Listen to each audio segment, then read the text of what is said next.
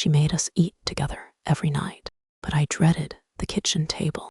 London, winter, late 2000. Cold, always cold, even inside. The kind of damp that gets into your bones. You know, our house was red brick, that old, shiny kind. The kitchen was always clean, too clean, like you could drop food on the floor and still eat it. She'd light the overhead, that yellowy light, the one that made the rain outside look even gray. I'd hear the drip from the gutter, her heels on the kitchen tile. My heart would just start beating faster. Every single time she'd call us in. Dinner's ready, voice bright, but it was, I don't know, tight, like she was performing for invisible guests. I'd walk in and the smell would hit me. Roast chicken or something that took hours. She'd set the table perfectly, forks lined up, napkins folded. If I moved one, she'd notice. She'd look at me like, right at me, and say, "Sarah, napkin on your lap." And my stomach would just drop like I'd done something terrible.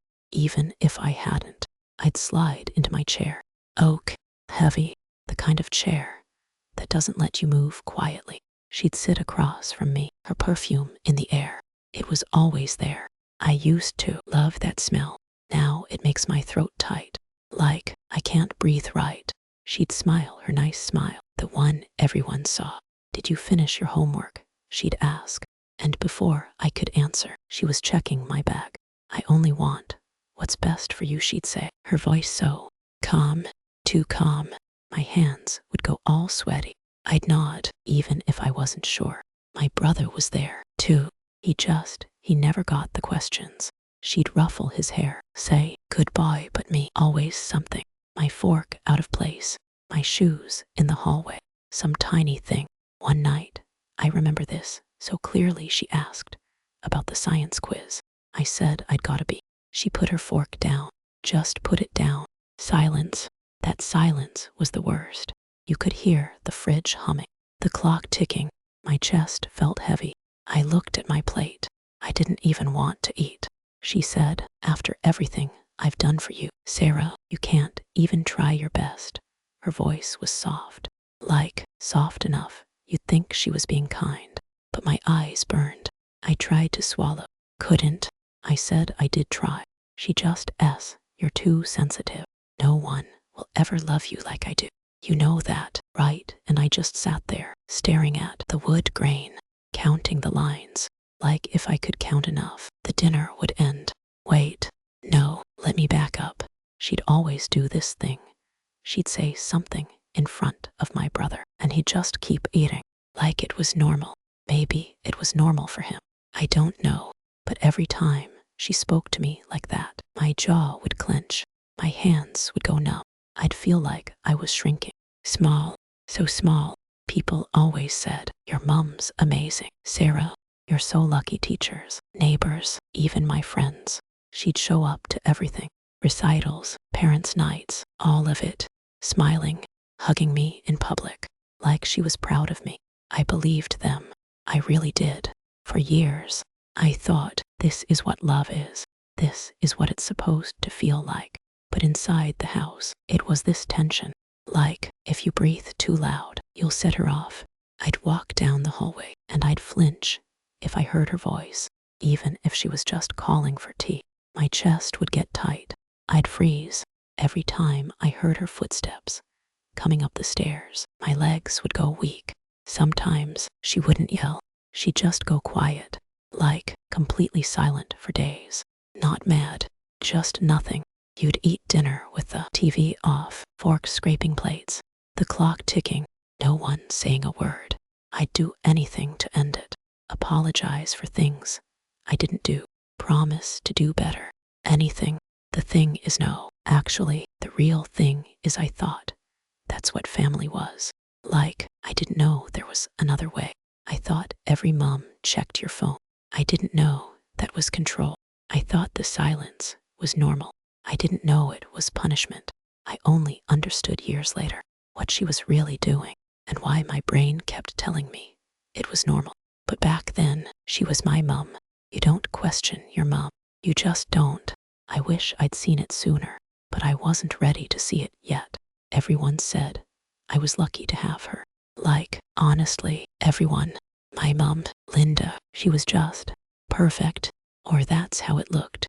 She did all the things, baked for neighbors, remembered every detail about people's lives, always had this clean house, flowers on the table, everything matching. People came over, and she'd light up. You know, she'd ask about your mom, your exams, your dog. My friends would say, "Your mom's so cool. I wish mine was like that." And I believed it. I mean, I wanted to believe it. Who wouldn't? She'd hug me in front of people. She'd show up at school plays, clapping the loudest. Sometimes, she'd even call me love in front of my friends. It felt warm. That's the messed up part. It actually felt warm. But then the front door would close, and it was like different air. You know, when the music stops at a party, and you can hear your own breathing. That's what it felt like. Sometimes, I'd hear her heels on the hallway floor, and my stomach would just shrink. I'd freeze just for a second, waiting to see which version I'd get. Wait, I need to tell you about the kitchen. That's where it always happened. The kitchen table, always so clean, everything in its place. She'd sit down across from me, hands folded. I was 13. I think she had my report card. I remember my heart was beating so hard I thought she could hear it. I'd gotten a B in maths, not even a bad grade, but she didn't yell. She just looked at it, then at me. Her voice, she goes quiet when she's angry. "After everything I've done for you, this is how you thank me," she said, barely above a whisper. I actually felt my stomach turn, like physically. She pushed the card toward me, like she didn't want to touch it. Then, even softer, "You're just like your father." I didn't even know what she meant, but I felt small, so small. I wanted to disappear. I didn't sleep that night. I kept replaying it, and then she didn't talk to me for 2 days. Not even a good night, just silence. The kitchen clock ticked so loud those nights. I thought I'd done something unforgivable. I started double-checking my homework, triple-checking. I'd stare at the numbers until my head hurt. I thought, okay, if I just do better, she'll talk to me again. That was the first time I remember thinking, maybe I'm the problem. But it was little things too. Things I talked myself out of noticing. Like, I'd have a friend over Lucy. She was my best friend for a while. We'd be laughing about something in my room, and my mom would just appear in the doorway. Like, quietly, she'd say, "You girls are having fun. I hope you're not forgetting your chores." But her eyes would checking, always checking. And Lucy would leave, and my mom would sit on my bed and say, "Why do you need them when you have me? Or no one will ever love you like I do." And she'd say it with this sad little smile, stroking my hair, and I'd feel guilty, like I was betraying her by having friends. So I stopped inviting people over as much. I told myself she was just caring.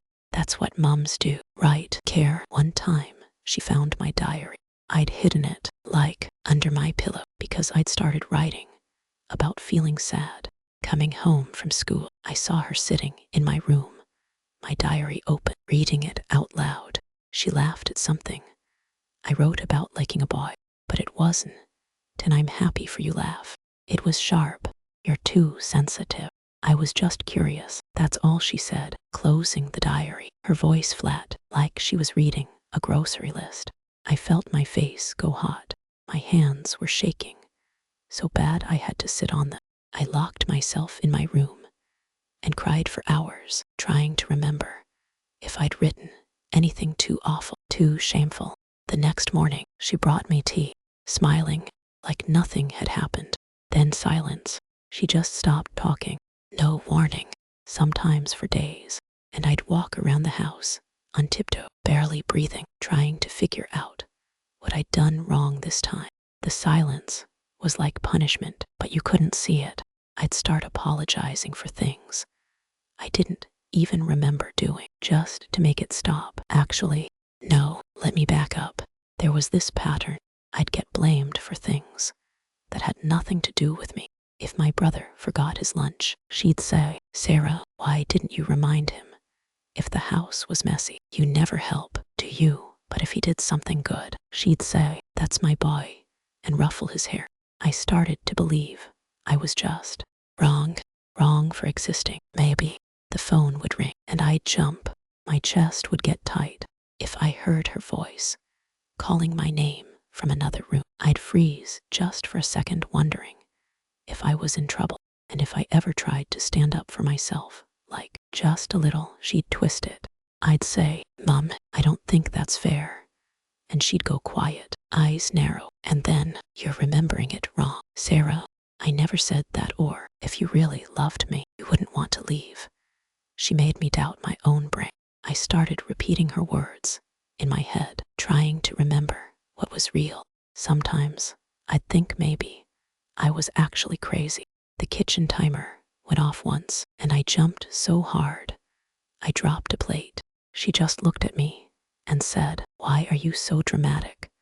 But she was smiling, and that smile was worse than yelling. She'd triangulate to tell my dad I was difficult, tell my brother I was overreacting. Sometimes I'd hear her on the phone with a friend talking about me. "She's just going through a phase. She'll thank me one day. I only want what's best for her." And I'd look at myself in the and wonder if I'd ever be the version she wanted. My sleep got worse. I'd lie awake, staring at the ceiling, running through every conversation, every look. My throat would get tight if I heard her footsteps in the hallway at night. At some point, I started hiding things, not just my diary, but my thoughts. I stopped telling her when I was upset. I stopped telling anyone. It was safer that way. My brother walked in once, right after she'd finished telling me off for something I didn't even do, and she smiled at him like nothing happened, like those last 10 minutes didn't exist. And I realized I was invisible, the scapegoat, the person you blame so no one else gets in trouble. I started apologizing for everything, like literally everything. If someone was upset, I'd assume it was my fault. I got so good at reading people's moods, I could do it from the next room. My body would tense up before she even spoke. I flinched if I heard her slam a cupboard. I learned to be small, to be quiet, to keep the peace. Then, one day, my aunt came over. She and my mom were in the kitchen. I heard my aunt say, "You're a bit hard on Sarah sometimes, aren't you?" And my mom's voice, sweet and calm, "I sacrificed everything for her. She just doesn't appreciate it. You'll understand when you have children." I felt my chest get heavy, like I couldn't get enough air. It was the first time I realized she was telling other people I was the problem too. And the worst part, I still loved her. I still wanted her approval. I kept thinking, if I just worked harder, if I was just better, it would finally be enough. Then she said something I'll never forget. "No one will ever love you like I do." And for a second, I believed her.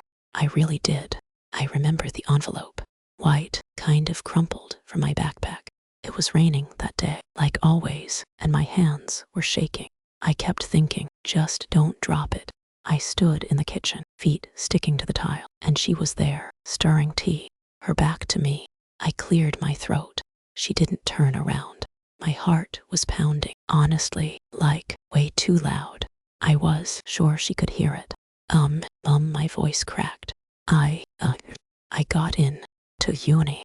My first choice. I held out the letter like she'd actually take it, but she didn't even look, just kept stirring.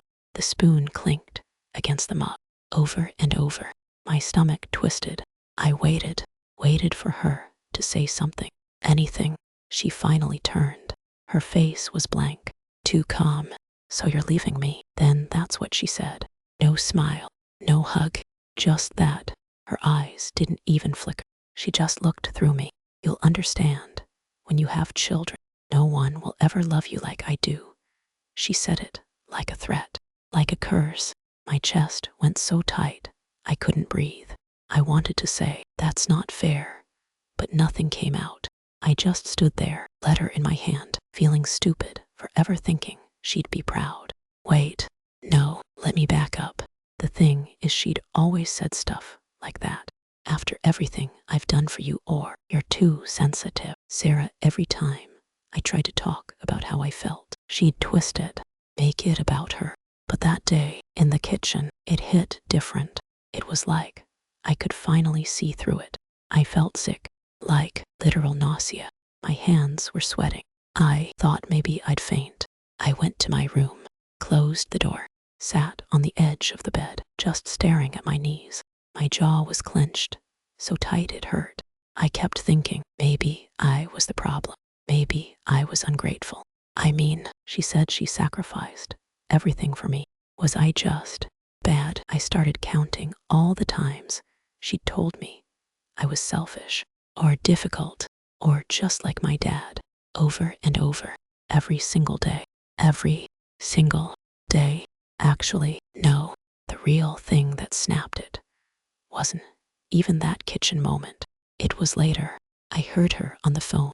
I wasn't even trying to eavesdrop. You know, I was just walking down the hallway to get my charger, and I heard her laugh, her real laugh, the one she never used with me. She was talking to Aunt Karen. Sarah's abandoning me after everything I've sacrificed, she said. And then, softer, but still loud enough, she's always been ungrateful, never satisfied. I only want what's best for her, but she makes me out to be the bad guy. My legs went weak. I pressed my back against the wall. My throat felt raw. I didn't move. I just stood there, listening, while my hands started to shake. She knew I was there. She saw me in the hour. Eyes met in the reflection, and she didn't even flinch. Not even a blink. It was like she wanted me to hear, like she wanted me to know exactly what she thought of me. I think something broke right then. No, not broke, snapped, like a thread pulled too tight for too long. I went back to my room, and I don't even remember how. My chest was heavy, breathing hurt. I just sat there on the floor, knees pulled up, trying not to sob. I kept replaying her words. After everything I've done for you, I sacrificed everything for you. I thought maybe I'm actually unlovable. Maybe this is all I get. But then this sounds stupid, but I started Googling stuff like mothers who blame their kids, or why does my mom never say sorry? And I found this forum. People were describing their moms, and it was like they were describing Linda, word for word. I froze. I couldn't move. My hands went numb. Someone called it emotional abuse. I just sat there, reading that sentence over and over. Emotional abuse. Emotional abuse. My heart was racing so fast I thought I'd throw up. I screenshotted it, sent it to my friend Emily. She's the only one who really knows. She called me, and I could barely speak, but she just said, "Sarah, that's not normal. You know that, right? That's not what love is supposed to feel like." And I don't know why, but hearing her say it out loud, my whole body went cold, like everything I'd ever believed about myself just shattered. All those years, I thought I was the problem. I was difficult. I was broken. But actually, I was just a kid. I was just a kid who needed her mom to love her, and she never did. Not the way I needed. Wait, there's one more thing. The next morning, I saw her in the kitchen with a neighbor's kid. She bent down, smiled, brushed the girl's hair out of her face. So gentle, so warm. I just stood in the doorway, frozen. My eyes burned. She never touched me like that. Not once. I realized I'd been begging for something she was totally capable of giving. She just chose not to give it to me. I went upstairs. I started packing. Every time I folded a shirt, my hands I kept thinking, I can't do this. But I did. I left a note. Just, I'm going. Don't call. I touched the kitchen table, cold, hard wood. So many nights spent at that table, apologizing for things I didn't do, trying to be good enough. I thought I'd feel free, but it felt like jumping off a cliff. My chest was so tight, I couldn't breathe, but I knew I couldn't stay.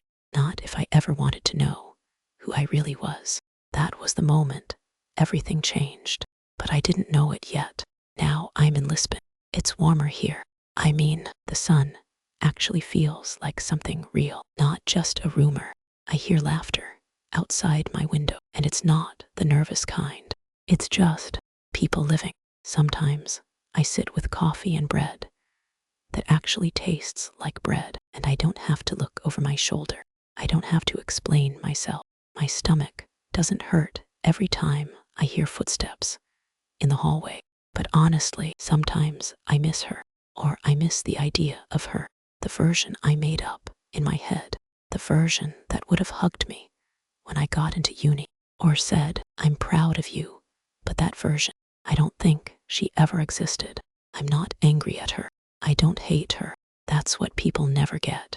I just can't be myself and be near her at the same time. I wish it was different. I wish I could go back, but you can't go back to something that was never really there. I don't know if I've healed. I don't even know if I'm supposed to, but I know I'm not performing anymore. Most days, anyway. There was something that happened when I was younger, something she did that I only understood years later, but I'm not ready for that one yet. What part of yourself did you lose trying not to disappoint her? If this resonated with you, stick around. I share a new every week.